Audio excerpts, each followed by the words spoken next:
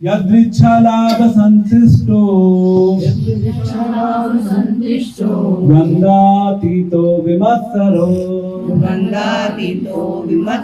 समासिद्धावसिद्धो वा कृत्वापि न निबध्यते। जो स्वतः होने वाले लाभ से संतुष्ट रहता है, जो द्वंद्व से मुक्त है, वो ईर्ष्या नहीं करता, जो सफलता तथा असफलता दोनों में स्थिर रहता है, वह कर्म करता हुआ भी कभी बंधता नहीं। श्रीमद् भगवद गीता में 700 श्लोक हैं।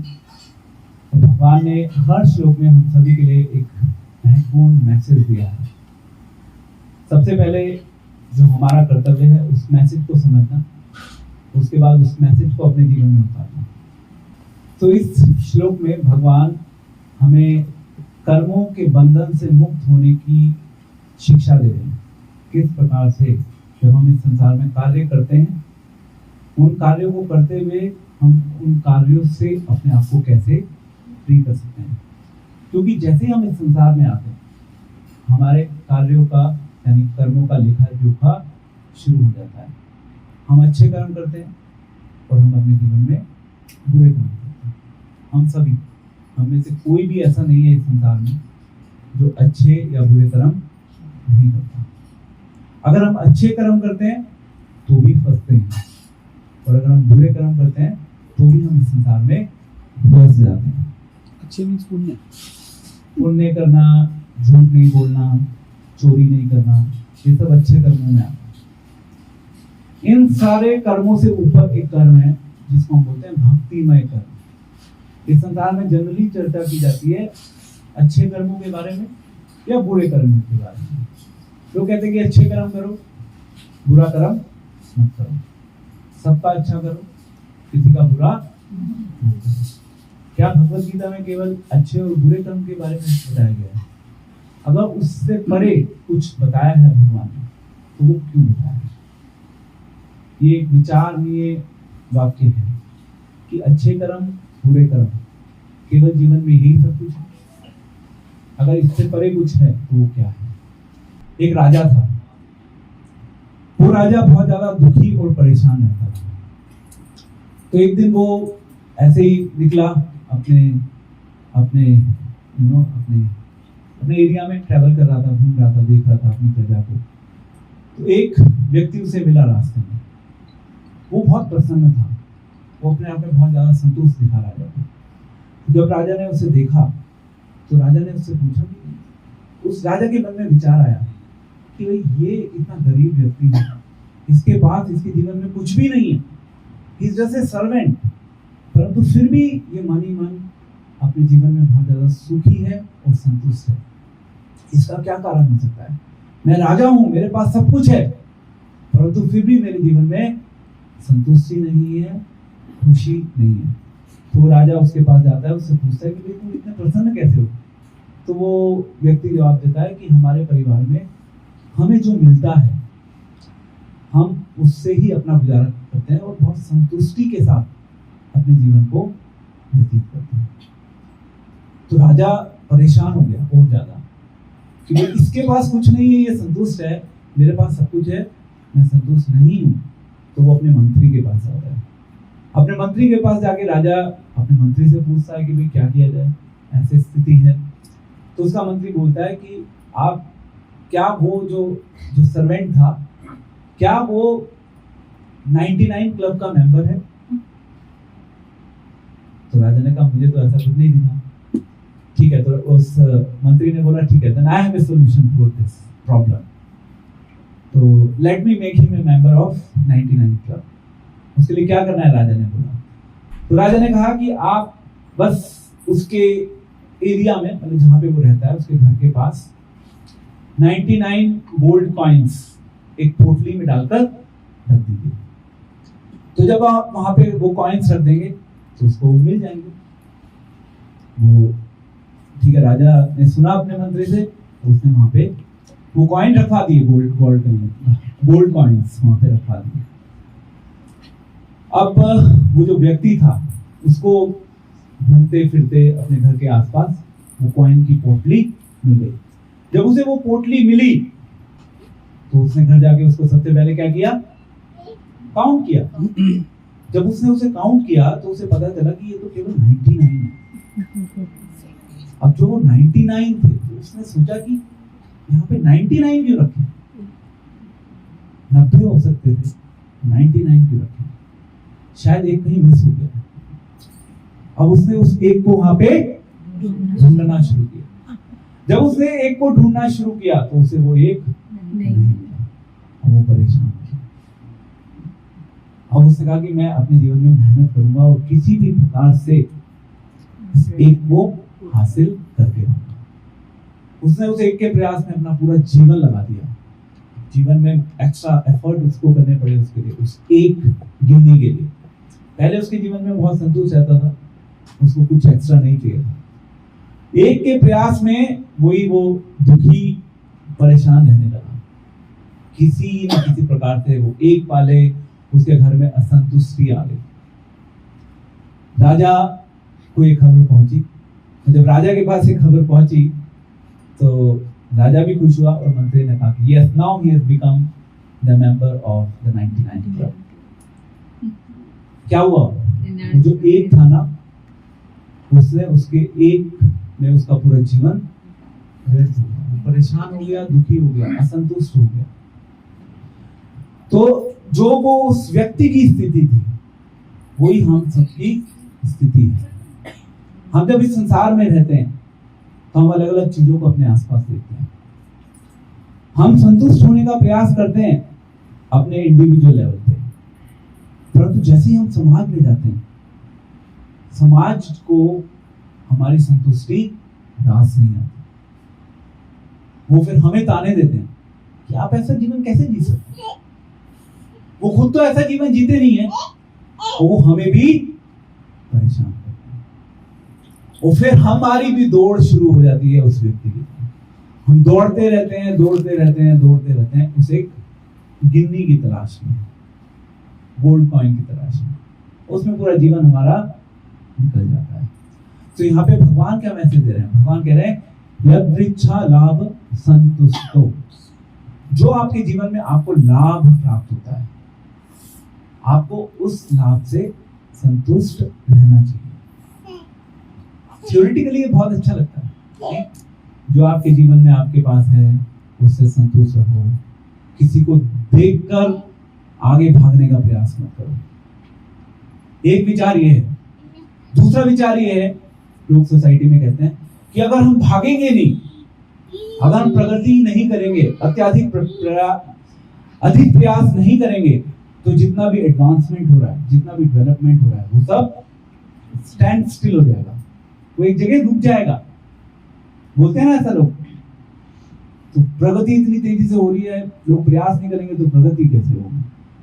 तो पॉइंट इज कि वो प्रगति तो हो रही है, बट वो प्रगति अल्टीमेटली हम सभी को अधोगति की ओर लेके जा रही है। क्यों? क्योंकि संतुष्टि हमारे जीवन से दूर होती जा रही है। तो श्रील प्रभुपाद, जो कि इस्कॉन के फाउंडर आचार्य हैं, श्रील प्रभुपाद कहते थे टेक्नोलॉजी बहुत तेजी से प्रगति कर रही है, ऊपर की डायरेक्शन में जा रही है, टी, टेक्नोलॉजी का टी। पर उस टेक्नोलॉजी के टी के साथ टेंशन भी बहुत ऊपर जा रही है। जितनी तेजी से टेक्नोलॉजी बढ़ रही है, उतनी तेजी से आज के समय में टेंशन भी बढ़ रही है। तो फिर फायदा क्या है ऐसी टेक्नोलॉजी? तो ऐसी प्रगति का कोई लाभ नहीं है जो हमारे जीवन को असंतुष्ट बना दे। तो मैंने बताया एक विचारधारा कि संतुष्ट रहो, life is very good. But प्रश्न ये है कि क्या रियलिटी में ऐसा हो पाता है? थ्योरेटिकली बहुत अच्छा लगता है कि संतुष्ट रहो, ज्यादा के पीछे मत भागो। ठीक है, थोड़ा सा प्रयास तो हम सबको करना होगा। हमें शरीर मिला है, तो इस शरीर की जरूरतों को पूरा करने के लिए थोड़ा सा प्रयास जरूरी है आज के समाज में। पर प्रश्न ये है कि क्या अत्यधिक प्रयास जरूरी है? अत्यधिक प्रयास से कुछ नहीं होगा। कई बार ना वो जब मैं ड्राइव कर रहा होता हूँ रास्ते में, वो कुछ ट्रक्स होते हैं, ट्रक्स के पीछे लिखा होता है समय से पहले और भाग्य से ज्यादा किसी को कुछ नहीं मिलेगा। ये रियलिटी ऑफ लाइफ है। इस वास्तविकता को लोग इग्नोर कर देते हैं। But this is the reality. और संतुष्ट अगर रहना है तो भगवान कह रहे हैं कि जो लाभ आपके जीवन में आ रहा है थोड़े से प्रयास से, उसमें संतुष्ट हो जाओ। ज्यादा भाग के कुछ एक्स्ट्रा नहीं मिल पाएगा।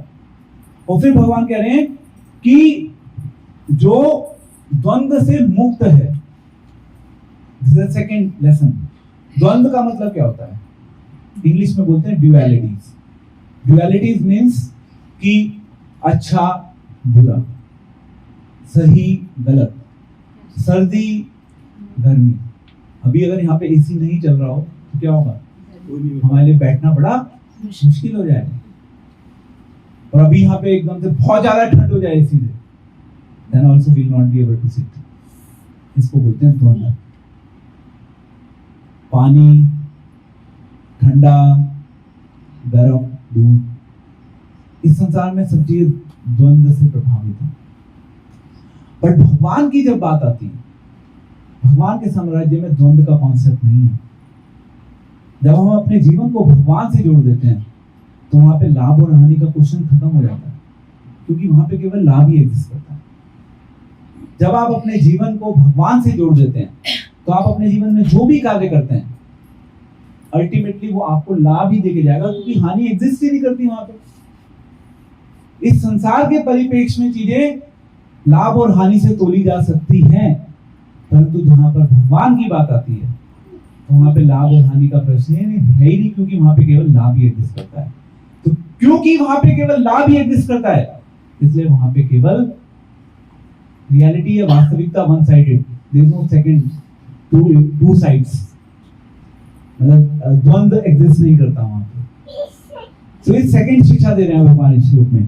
थर्ड कह रहे हैं और जो ईर्ष्या नहीं करता है। अब प्रैक्टिकल रियलिटी है कि हम सभी कहीं ना कहीं अपने आसपास समाज में लोगों से किसी ना किसी रूप में ईर्ष्या करते हैं। हो सकता है कि उस ईर्ष्या को हम बाहर से ना दिखाएं, पर at the back of our mind, हमारे हृदय में ईर्ष्या रहती है। कैसे रहती है? अगर हमारा कोई मित्र है, बहुत ज्यादा प्रगति कर लेता है, होता ही है, कोई बहुत आगे निकल जाता है, कोई पीछे रह जाता है, कोई बहुत पीछे रह जाता है, कोई बहुत आगे निकल जाता है, तो फिर हम कंपेयर करना शुरू कर देते हैं। ये कंपटीशन एंड कंपैरिजन क्या है? Ultimately it is an indirect manifestation of this. हमारा जो ईर्ष्या है उसका इनडायरेक्ट मैनिफेस्टेशन। हम इतना ज्यादा प्रयास करते हैं, वो भी इनडायरेक्टली मैनिफेस्टेड है बिकॉज ऑफ आवर ईर्ष्या। हम अलग अलग लोगों से अलग अलग प्रकार से ईर्ष्या करते हैं। ओ ये व्यक्ति बहुत सुंदर थी, मुझे भी सुंदर लगा। तो एक होड़ जो चलती है ना सोसाइटी में, वो ईर्ष्या के कारण ही चलती है। हम जब देखते हैं कि समाज इस डायरेक्शन में बहुत तेजी से आगे बढ़ रहा है, तो अगर वो समाज आगे बढ़ रहा है तो मुझे भी आगे बढ़ना है। उस होड़ में हम सब अपने जीवन को खींचते रहते हैं, खींचते रहते हैं, खींचते रहते हैं, और हमारा जीवन समाप्त खत्म हो जाता है। जीवन कुछ नहीं बचता जीवन में। तो ये भगवान बता रहे हैं सेकंड पॉइंट कि जो द्वंद्व से मुक्त है। तीसरा पॉइंट है जो ईर्ष्या नहीं करता। अब इन सब चीजों को समझने के लिए ना हमें करना क्या है वो मैं लास्ट में बताऊंगा। अभी तो मैं आपको एक कॉन्सेप्ट बता रहा हूं जो अलग अलग सिद्धांत भगवान एक श्लोक में प्रेजेंट कर रहे हैं। उसके बाद भगवान कह रहे हैं जो असफलता एंड सफलता से अपने जीवन में कभी प्रभावित नहीं होता। हमारे जीवन में कभी हमें सक्सेस मिलेगी, कभी हम फेल होंगे। तो जब सक्सेस मिलेगी तो बहुत ज्यादा एक्साइटेड होने की आवश्यकता नहीं है, क्योंकि वो एक्साइटमेंट कितने दिन तक रहेगी। पॉइंट तो ये है। मुझे याद है जब मैं स्कूल में थर्ड आया था, मैं कभी थर्ड नहीं आया था लाइफ में, somehow मैं 12th में थर्ड आ गया, तो मेरी जो हैप्पीनेस थी उसका ठिकाना नहीं था। ऐसा होता है हमारे साथ। बट द पॉइंट इज कि कितने दिन रही वो।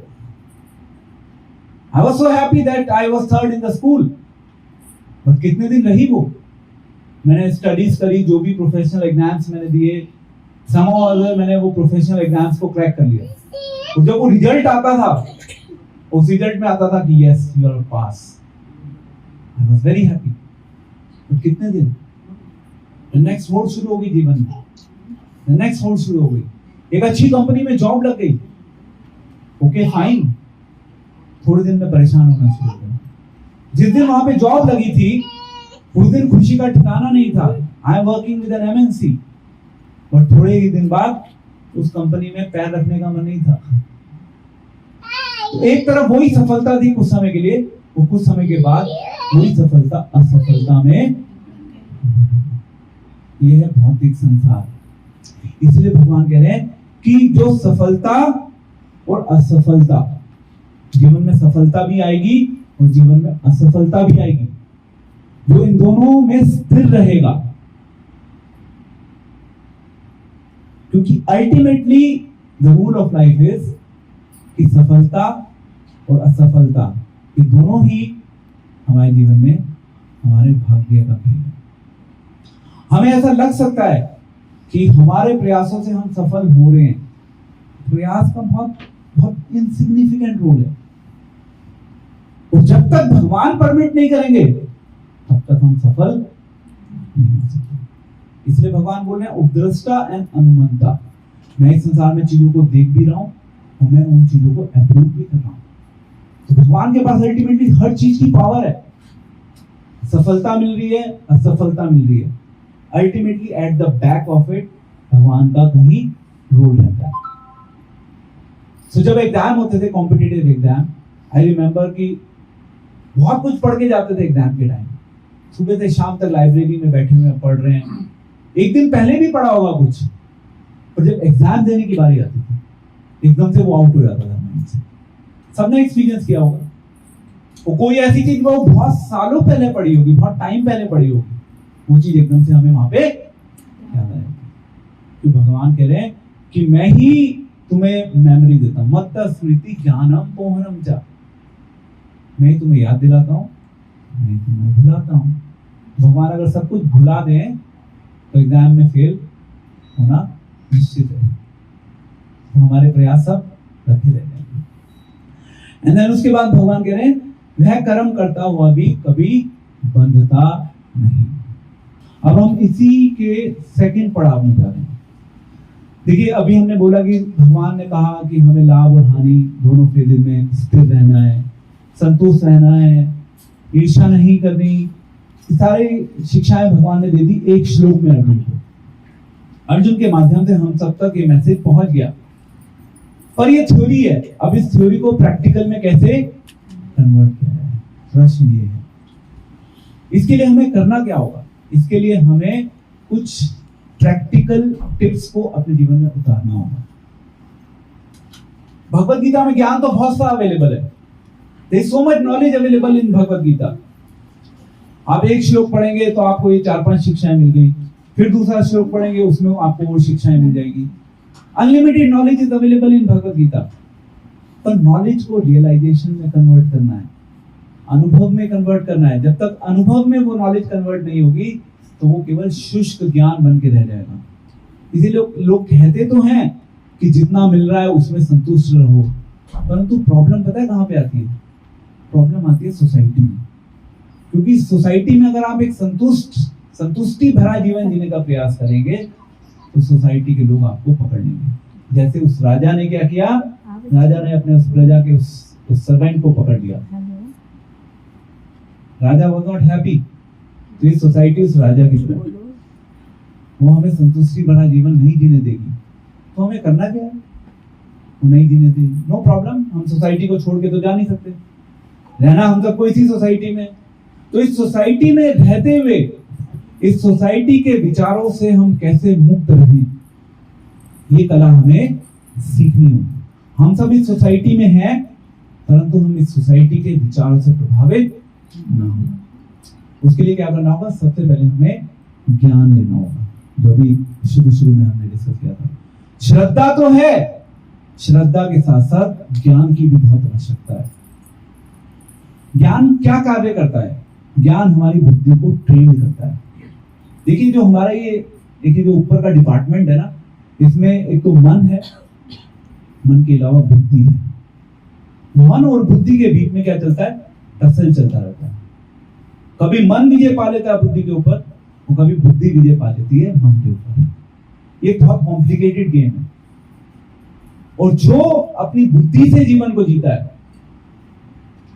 बुद्धि से जीवन जीना मतलब कि उसका मन जो है वो उसके कंट्रोल में है, तो वो अपनी लाइफ को, अपने मन में जो डिक्टेशंस उसको मिलेंगे उसके बेसिस पे जीवन नहीं जिएगा।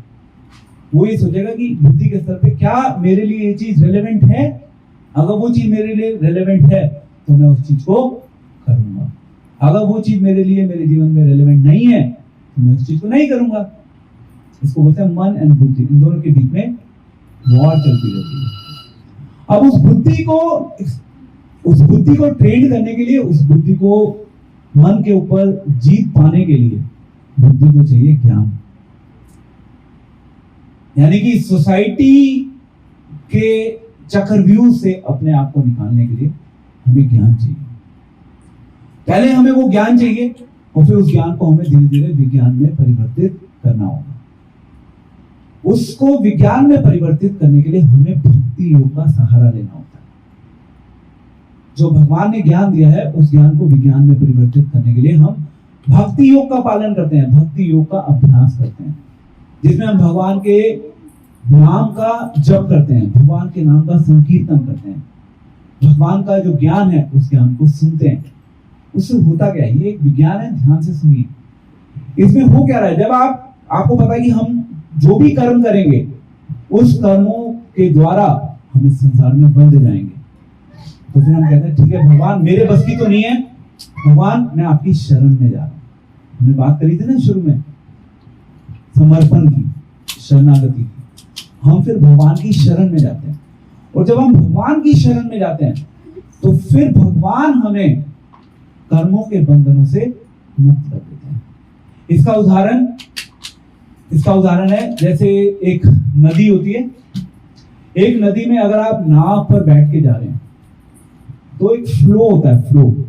बचपन में आपने जब मैथमेटिक्स किया होगा तो एक तो होता है फ्लो के डायरेक्शन में नाव का चलना, नदी का जो बहाव है उसी डायरेक्शन में अगर आप नाव चलाते हैं तो क्या होता है, बहुत स्मूथली नाव बहुत जल्दी डिस्टेंस को कवर कर लेती है। बट जब आपको उस नाव को अगेंस्ट द फ्लो चलाना होता है तो उसको चलाने में बहुत मेहनत लगती है और टाइम भी लग जाता है। तो ये सोसाइटी क्या है, सोसाइटी एक फ्लो में बह रही है। अगर हम उसी फ्लो में बहने लग जाएंगे सोसाइटी के तो हम फंस जाएंगे, हम निकल जाएंगे वहीं पे। तेज चल रहा है, बहुत जोश है उसमें, एक्साइटमेंट भी है लोगों में, बट आपको अपनी नाव को किस दिशा में चलाना है, अगेंस्ट द फ्लो। उसमें आपको बहुत ज्यादा प्रयास करना होगा। जब तक आप प्रयास नहीं करेंगे तब तक आप अगेंस्ट द फ्लो नहीं चला पाएंगे, आपकी नाव वहीं की वहीं खड़ी होकर रह जाएगी। तो एक बार कर्मों के बंधनों में फंस गए तो उससे बाहर नहीं निकल पाएंगे, वहीं के वहीं बंधे रह जाएंगे। तो आपका प्रयास होगा तो आप कर्मों के बंधनों से बाहर निकल पाओगे। इसलिए हम भगवान से प्रार्थना करते हैं भक्ति योग के द्वारा कि भगवान मेरे अंदर शक्ति नहीं है कि मैं अपने जीवन में जो मैं कर्मों का ये जो एक चक्रव्यूह मैंने जो बना लिया है उससे मैं खुद बाहर निकल सकूं। मुझे अपनी शरण दीजिए जिससे कि मैं इस चक्रव्यूह को तोड़ दूं और मैं कर्मों के बंधनों में आगे नहीं फंसूं। क्योंकि कर्मों के बंधनों में फंसना में बार बार ये शरीर लेना, बार बार इस शरीर में रहकर यातनाओं को सहना। एंड कोई भी बुद्धिमान व्यक्ति इस शरीर में रहकर इस शरीर की जो यातनाएं हैं, इस शरीर से जुड़े हुए जो कष्ट हैं उसको वो नहीं सहन करना चाहेगा। उसके लिए भगवान ने भक्ति योग का ऑप्शन दिया है। भगवान कर्मों से बाहर निकलने की बात क्यों कर रहे हैं? मैंने अभी बताया था ना शुरू में भगवद गीता में, भगवान ने अच्छे कर्म के बारे में बताया, बुरे कर्मों के बारे में बताया, पर भगवान चाहते हैं कि आप कर्मों में ना फंसो। भगवान ये नहीं कह रहे कि बुरे कर्मों में ना फंसो। You see, Krishna is very intelligent, Krishna is making things clear, but society में लोग फंस जाते हैं अच्छे कर्मों में। अभी यहाँ पे थोड़ी देर पहले किसी ने बोला था कि अच्छे कर्म करो, अच्छे कर्म करने हैं, बट उस अच्छे कर्मों को करके भी हम फंस जाएंगे। This is the reality of life. क्योंकि भगवान नहीं चाहते कि हम कर्मों के बंधनों में बंधे। क्योंकि अगर आप अपने जीवन में अच्छे कर्म भी करेंगे तो क्या होगा, अच्छी जगह जन्म हो जाएगा। आप हेवन में चले जाओगे, आपका अच्छे परिवार में जन्म हो जाएगा। अच्छे परिवार में जन्म होगा तो आप और ज्यादा भोग करोगे, आपके पास भोग की सुविधाएं बढ़ जाएंगी, आपके जीवन में खाने पीने ऐश करने के लिए बहुत कुछ मिलेगा। जितना ज्यादा मिलेगा उतना ज्यादा आप फंस जाओगे। So what is the point? It is a cycle that you yourself are getting stuck into. जब हम जो पत्थर होता है ना, पत्थर को जब हम तालाब में फेंकते हैं, राइट, तो उसका एक रिपलिंग इफेक्ट बन जाता है। जब वो रिपलिंग इफेक्ट बनता है तो वो पूरा कॉर्नर तक चला जाता है उसका, वो रुकता नहीं है, वो पूरे उसमें एक डिजाइन क्रिएट कर देता है। कर्मों का बंधन ऐसा ही हम सबके जीवन में वो रिपलिंग इफेक्ट बनाता हुआ चला जाता है एंड हम उससे बाहर नहीं निकल पाते। इसलिए हमें भगवान की शरण लेनी होती है। और भगवान की शरण लेने का जो पहला जो स्टेप है, श्रद्धा तो हो गया है ना, आप सब में श्रद्धा है, इसलिए आप सब बैठ के पेशेंस के साथ मुझे सुन रहे हैं। उससे आगे बढ़ना है, उससे आगे बढ़ने के लिए क्या कहा जा रहा है यहाँ पे? What is next? ज्ञान। इसलिए भगवत गीता में भगवान आगे बोलते हैं, श्रद्धावान लभते ज्ञानम तत्पर सयतेन्द्रियम। श्रद्धा है, श्रद्धा के साथ साथ ज्ञान ले लीजिए। केवल श्रद्धा में रहेंगे तो वो आपकी श्रद्धा उस समय के बाद अंधी श्रद्धा बन जाएगी। इसे मैंने देखा है, मतलब it is my view which I have seen in the society 20-22 साल स्पिरिचुअलिटी में रहने के बाद। जहां तक बात आती है भजन कीर्तन की, है ना, तो भजन कीर्तन अच्छा लगता है लोगों को, और जब प्रवचन की बात आती है तो प्रवचन सुनने के लिए बहुत ज्यादा पेशेंस चाहिए होती है। सुनना, बैठना, सुनना बहुत मुश्किल काम है, आसान नहीं है। कीर्तन फिर भी हम कर सकते हैं, बट दोनों चीजों की आवश्यकता है। हम केवल एक चीज पे टिकेंगे तो उससे गाड़ी नहीं चलेगी। श्रद्धा भी होगी, श्रद्धा के साथ साथ ज्ञान भी होगा, वो ज्ञान के साथ साथ फिर वो विज्ञान भी होगा। वो श्रद्धा हमसे वो विज्ञान, जो ज्ञान है उसको विज्ञान में कन्वर्ट करने में हमारी सहायता करेगी। तो भगवत गीता क्या है? भगवत गीता में भगवान ने ज्ञान दिया अर्जुन को। भगवान ने कहा ज्ञानम विज्ञानम सहितम। मैं अर्जुन तुम्हें ज्ञान तो दे रहा हूँ, ज्ञान के साथ साथ विज्ञान भी बता रहा हूँ। वो विज्ञान ये नहीं है कि इस संसार में कर्म करो, वो विज्ञान ये नहीं है कि इस संसार में कर्म करो, फल की चिंता मत करो, बस कर्म ही करते रहो, कर्म योगी हूं मैं। No, Krishna is not talking about that विज्ञान। भगवान कृष्णा उसके अलावा भी बहुत कुछ बता रहे हैं। हम क्या करते हैं, एक चीज को लेकर और उसी को सब कुछ। अगर आप अभी इस एक श्लोक को देखें, भगवान ने तो थ्योरेटिकली बोल दिया ये करो ये करो ये करो। अरे करना कैसे? इस चीज का मेरे जीवन में प्रभाव कैसे आएगा? ठीक है, सिद्धांत तो हमें पता है, सिद्धांत से आगे कैसे जाएं? तो इसके लिए आपको भगवद गीता के और श्लोकों का अध्ययन करना होगा। जब आप बाकी श्लोकों का अध्ययन करेंगे तो फिर वहां से आपको पता चलेगा कि भगवान कह रहे हैं कि ये प्रैक्टिकल करो साथ में। जब आप इस प्रैक्टिकल को करोगे तो इस प्रैक्टिकल को करने के बाद वो जो थ्योरी आपने सुना है पहले अर्जुन, वो धीरे धीरे आपको अनुभव होने लगेगा। नहीं तो सबको अच्छा लगता है क्या? संतुष्ट रहो, ज्यादा चीजों के पीछे मत भागो, सब कुछ मिट्टी में मिल जाएगा, ये शरीर भी खत्म हो जाएगा। Very nice to say, but we have to live with it. And to live with it हमें ज्ञान भी लेना है, ज्ञान को विज्ञान में भी परिवर्तित करना है, और फिर हम उसके साथ जी पाएंगे। तो ये भगवद गीता का एक श्लोक है जिसमें भगवान बोल रहे हैं, यदृच्छालाभ संतुष्टो द्वंद्वातीता विमत्सरो समा सिद्धा वसिद्धो वा कृत्वापीना निबध्यते। जहाँ पे आ रहा है संतुष्टो, ये शब्द आप याद रखिए। संतुष्टि चाहिए ना सबको, सबको संतुष्टि चाहिए नहीं चाहिए? सोच रहे हैं अभी भी लोग। It is not coming from your heart, that means you even don't need that. if you are desperate for something, it should come from your heart and you should say yes, yes, yes, yes. This is the problem with the society. Even people don't know what they need in today's time. It should be readily in your mind that yes, I need संतुष्टि भाई. या तो आप कहोगे मेरे पास है already. अगर आप ऑलरेडी फिल्ड हैं, पूरे संतुष्ट हैं जीवन से, तो फिर ठीक है, फिर भगवान के पास जाने की जरूरत ही नहीं. भगवान अपने घर में बैठे हैं, आप अपने घर में बैठे हैं. No need. Because you are already satisfied. You have everything that you want. So अगर संतुष्टि चाहिए, तो संतुष्टि को पाने के लिए भगवान ने कुछ टिप्स दिए हैं. उन टिप्स के ऊपर वर्क कीजिए. लास्ट एक छोटी सी story and then I conclude the discussion. तो सॉक्रेट्स का नाम आप सभी ने सुना होगा. तो सॉक्रेट्स एक बार एक नदी के पास जा रहे थे. अब नदी के पास जब वो जा रहे थे, वहां पे एक बच्चा था. He wanted to be a successful person. तो उन्होंने कहा ठीक है, ओके. वो उस बच्चे को अपने साथ नदी में ले गए. तो जब वो नदी में लेके गए उस बच्चे को, तो धीरे धीरे नदी में क्या होता है, जब आप जाते हैं तो वो पहले एक लेवल पे होगी, फिर वो और लेवल आगे हो गया, फिर ऐसे वो फाइनली जब इसको बिल्कुल, वो बच्चा जो था वो बिल्कुल पानी में पूरा बह गया, मतलब उसका सर पूरा ऊपर तक एंड वो बिल्कुल हाफ रहा था. और फिर फाइनली उन्होंने क्या उसको पूरे मुंह के साथ उसको पानी में डुबो दिया. तो जब उन्होंने उसको पानी में डुबोया, he was like breathless, he was about to die. जब वो मरने वाला था, फिर उन्होंने फाइनली निकाला. तो उन्होंने उससे प्रश्न पूछा बच्चे से कि जब तुम इस पानी के अंदर थे,